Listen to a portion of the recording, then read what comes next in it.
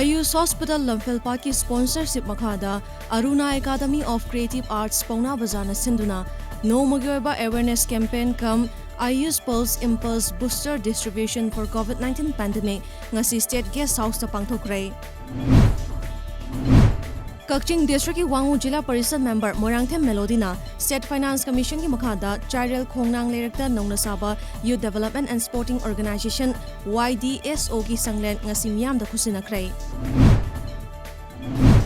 TAMPHAYAI Cultural Academy ki ahumlak shuba mapokuman thoram ngasi waheng khuman maning lekai ngasi pangthokre. Ngasi ki thoram aduda Laimapupam Jila Parishad ki member Laimapupam Jiten ISO Gram Panchayat ki pradhan Warepa Deven amadi member oinam Sanjoy ahumna mathang sitna Chief Guest President amadi Guest of Honor oina saruk yakhi.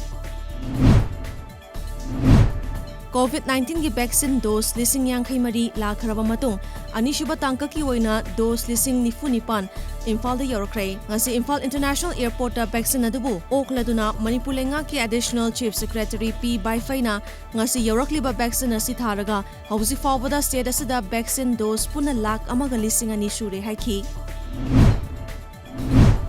ngasidagi hauduna chaliba tha asigi kunmari fawba numit mangani chumna chathagadaba 40 Annual State Exhibition of Art ngasi Palace Compound da leba Directorate of Art and Culture Complex hodokre.